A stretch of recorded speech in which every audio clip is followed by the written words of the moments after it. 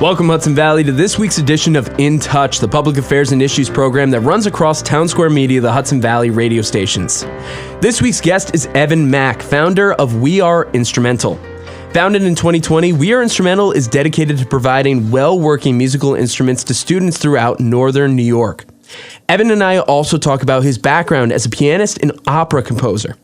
He's been considered one of the most gifted composers of his generation by industry insiders and has published several successful operas. We go into how that all ties into his goal of building this strong music community. We invite you to join us and listen to a previously recorded conversation between Evan and myself here on In Touch. Hello, Hudson Valley. You're listening to In Touch, Townsquare Media, the Hudson Valley's public affairs and issues program. We got a great episode for you today. Something that's very near and dear to my heart, obviously, growing up as a musician and taking lessons and having the wonderful opportunities that I had. This is really inspirational to be talking with our guest here today. He's the founder of We Are Instrumental. Not just that, he's a pianist, he's an opera composer, and a music professor at Skidmore College. This guy has so much going on, and I can't wait to get into it with him. We have Evan Mack. Evan, how are you today? Doing fine. It's great to be here. I'm really happy that we're able to sit down. We actually met through a program up in the Troy area, through WMHT, where actually, I don't think I mentioned this before, I interned there at one point. Oh, no way. Yeah, back in 2019, I interned there and always stayed close with all of them. And then they let me know about the AHA program, and that's where I met Evan. Well, we didn't actually meet. We just saw the episode, and then Evan was nice enough to be like, hey, great job on the episode. So that meant a lot to me, absolutely. But he's got so many cool things going on, and they focused on We Are Instrumental.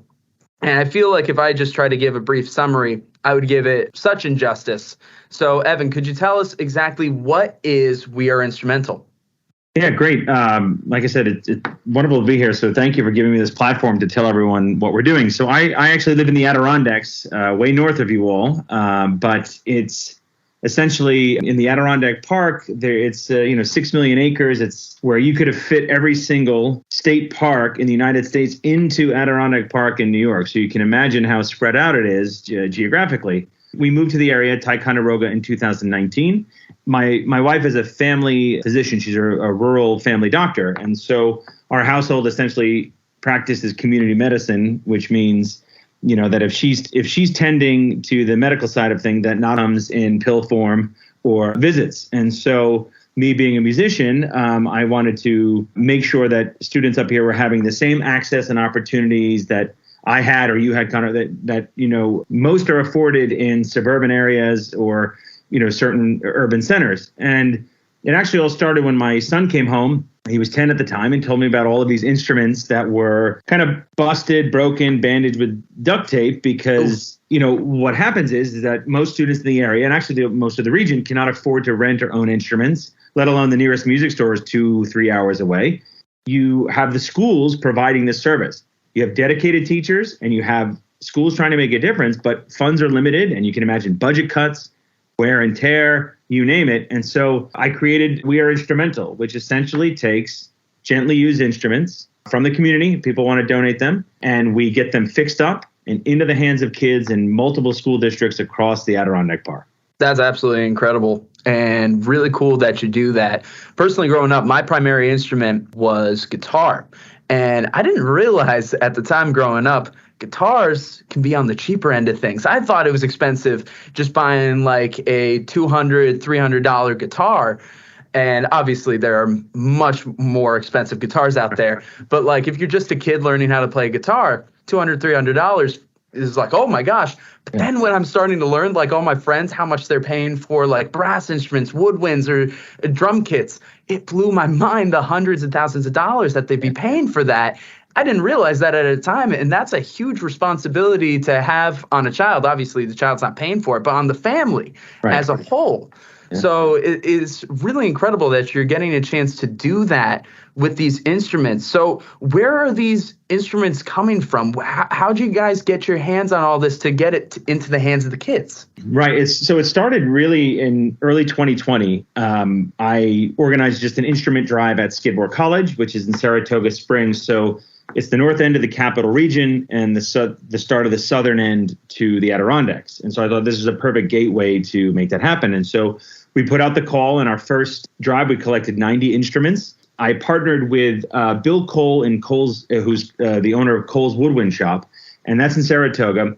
Guy's the greatest guy on earth, salt of the earth. He really helped us categorize the instruments that were donated, fix them up at cost, or donated a lot of his time and services to get these instruments up and running. And he then has been a great ally in all this. This guy services all the bands that come to SPAC or the Philadelphia Orchestra when they come into town. So you guys got a world of experience, and then he came in and really helped us make this happen. And so that was just kind of year one, and we targeted one school. As soon as that word got out, many other schools were like, hey, we have the same kind of needs. And so we ultimately formed this nonprofit, 501c3.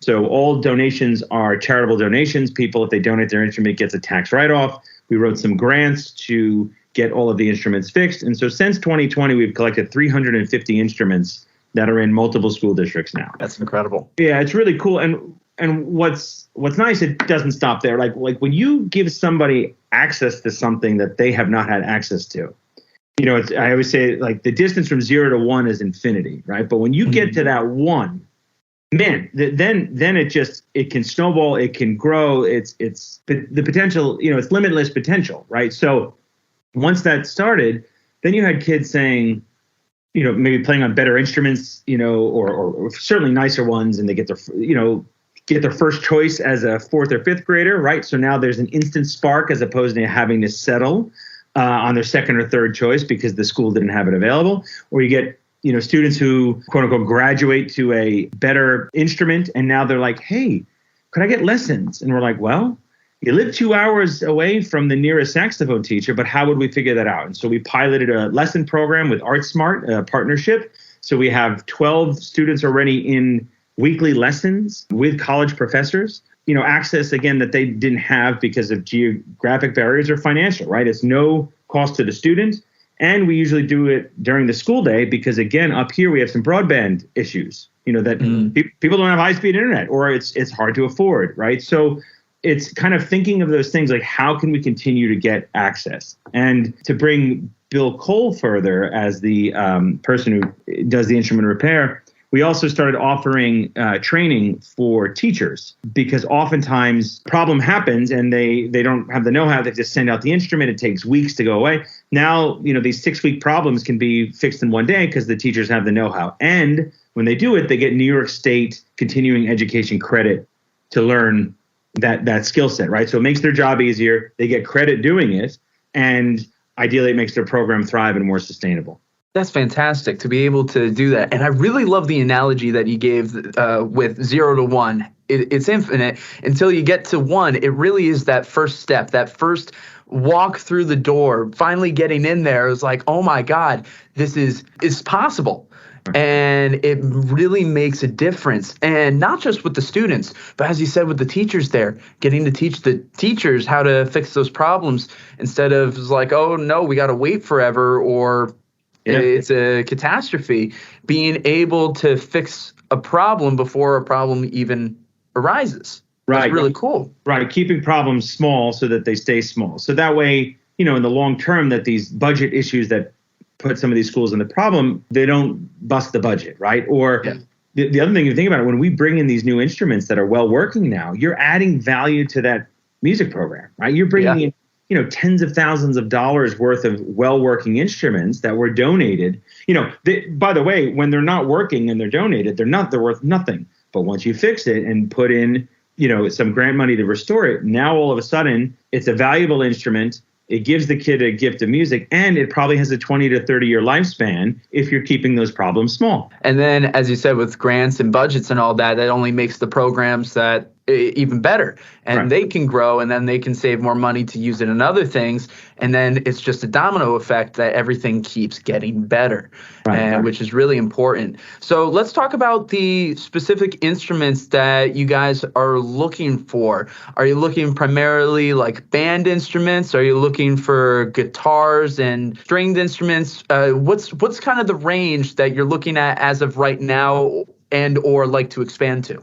Yeah, great question, because ultimately we're serving the schools up here, right? So most of the schools have band programs. So we're looking for any type of band instrument. Percussion can get a little wonky in terms of space, The only instrument we don't take are pianos, because and as a pianist, well, why not?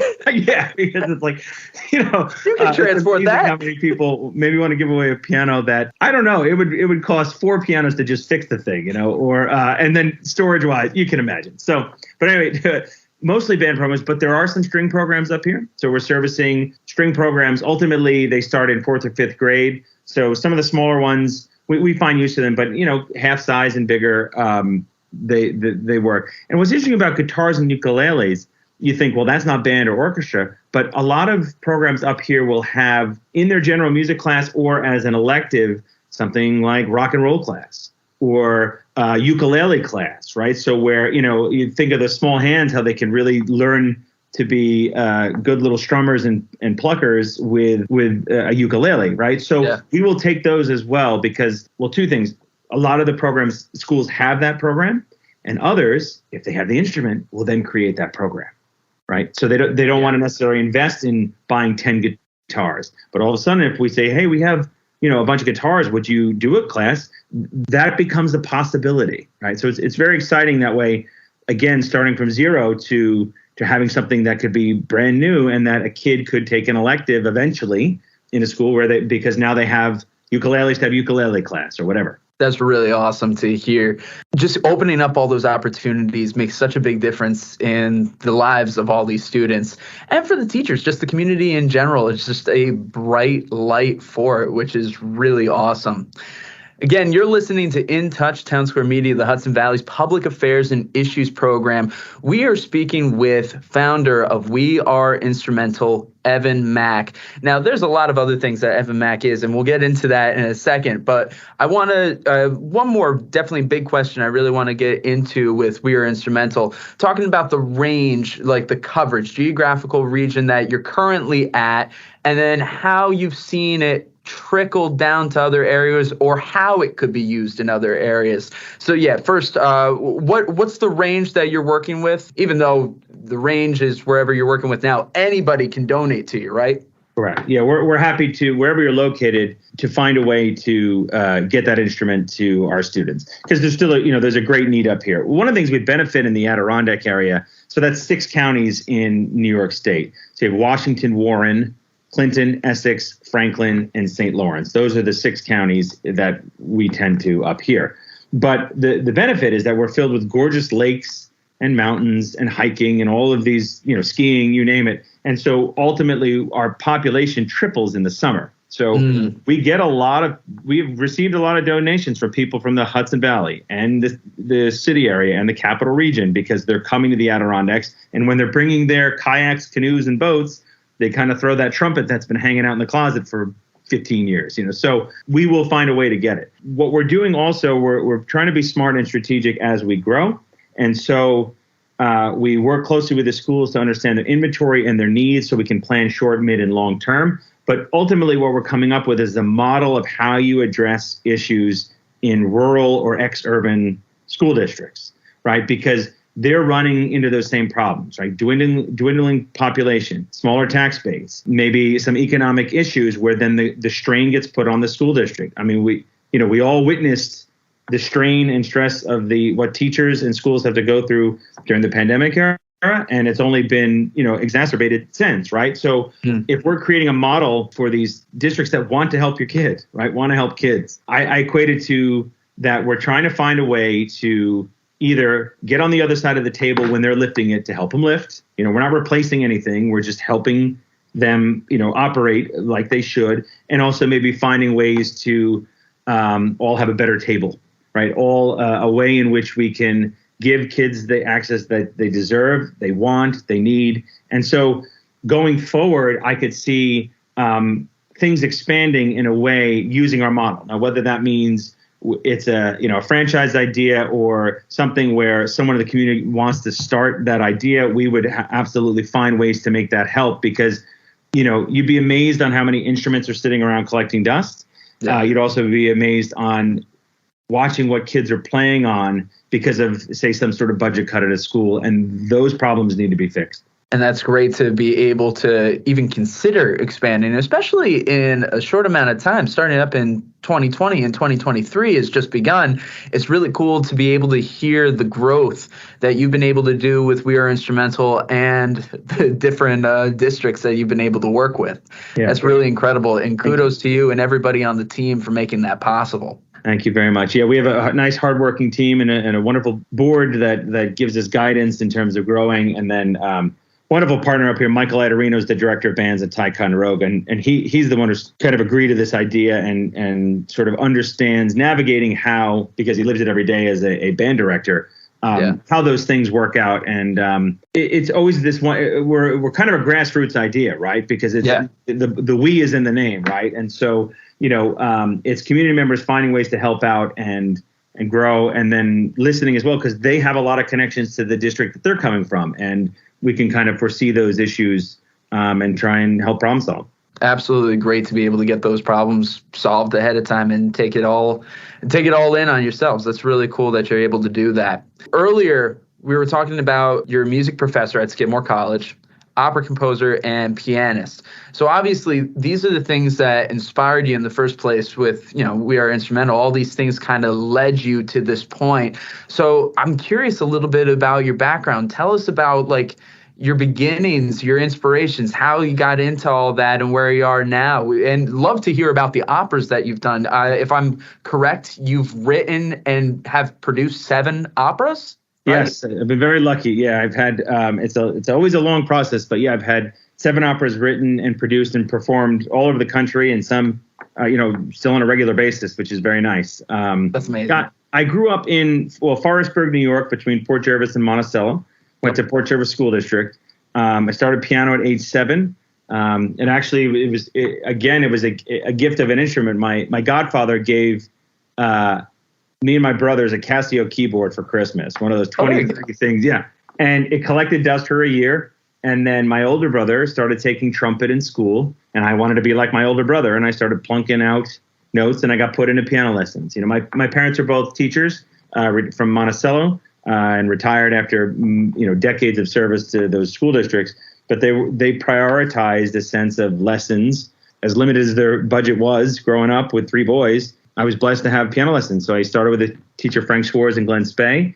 I switched to a pianist who had, in Goshen, New York. I was very fortunate. He had fled when the Soviet Union fell. And so that allowed me, growing up in Port Jervis, not necessarily to get that next step of driving to New York City, but now only driving to Goshen. And so Sergei Arazamanov was my teacher until high school, and that got me then on the path into college and graduate school and all that. So, I went to school in Nashville, Tennessee for my undergrad at Vanderbilt, and then got my master's and doctorate at the Conservatory in Cincinnati.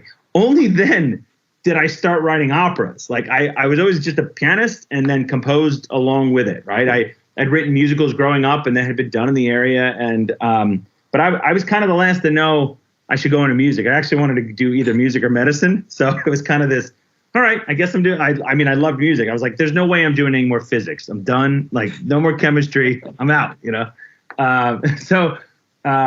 then I started writing operas. I was very lucky that my first opera ran in New York City in 2011 for an entire month at the Baryshnikov Art Center. Yeah, and then it just went from there. And so I have this love of collaboration and the magic of theater. And so I think that's where my career keeps going, because it's that sense of working with others and doing stuff for the stage that gets people inspired. That's so cool. Now, one thing about your operas. So going to music college myself, and when we studied operas, we studied a lot of the foreign language operas that were written 1700s, 1800s. You don't hear or at least it doesn't seem like you don't hear a lot about modern day operas being written. And are yours written in English? Are they written in other languages? Yeah, no, that's a great question. How do you go about yours? Yeah, no, that's a great question, because the tradition has been, right, Italian or German have been the ones that we studied in school, or I would say fell asleep to at school sometimes too. Like, let's be honest, that's fine. They're long, Sorry, Dr. Roeder. and some are positively gorgeous and they're riveting, but others, So, but yeah, we've been actually very fortunate in the last, actually since the turn of, in the 2000s, we've had more American operas written from 2000 to 2012 than all the last century combined. And so that record keeps getting broken every day. A lot of regional companies will do American operas. So yeah, my operas are in English. They're American stories. They go from, I have my first one was Angel of the Amazon, about a nun from Ohio who was murdered in the Brazilian Amazon in 2005. So, it was, and it premiered in 11, right? So very recent history, living and breathing. Yeah. To comedies about Boris Yeltsin's visit to a Texas grocery store, and that's become a musical now. Even one that still gets a lot of performance is called The Ghost of Gatsby, and that's about a day in the life of Scott and Zelda Fitzgerald, right? So there's nothing more American in that, right? Yeah. It's, looking at the people, where you read your 11th grade English book, the Great Gatsby, and the author and his wife and the tumultuous marriage behind that.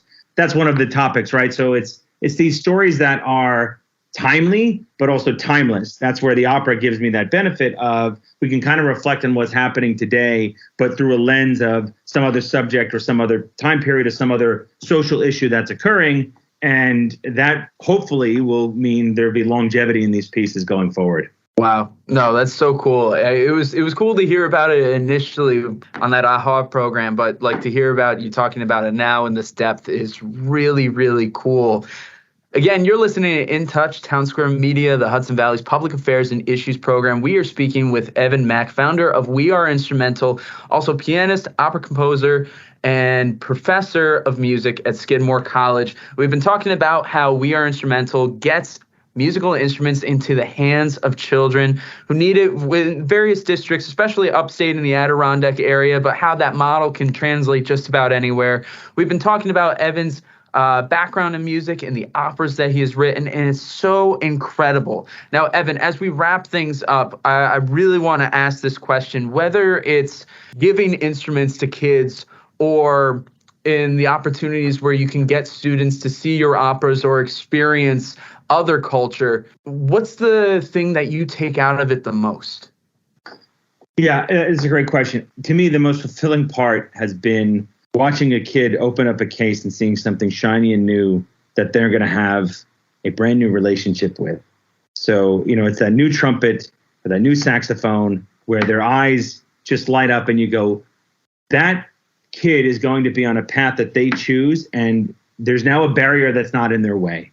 And so to me, that's the thing, the takeaway, that you're giving kids the limitless potential that they could be the next composer, or they could be the next, doctor who wants to then play saxophone as a way for stress release. Who knows? When you're giving that gift of music, it's endless. But what we have to recognize is that, the importance of education and a music education affects the overall well-being of a child. And so starting early and making sure that they have that access, that's going to keep me going, and it should inspire your audience to find a way that they can help out. That's great. Somebody who grew up in music programs all through my life, I think as early as like 3rd, 4th grade, I really resonate with that mission and that goal. And I know that it's helped me out throughout my life. Hell, it's saved me so many times. And just to be able to give that to students and to be able to keep that tradition going is really, really beautiful.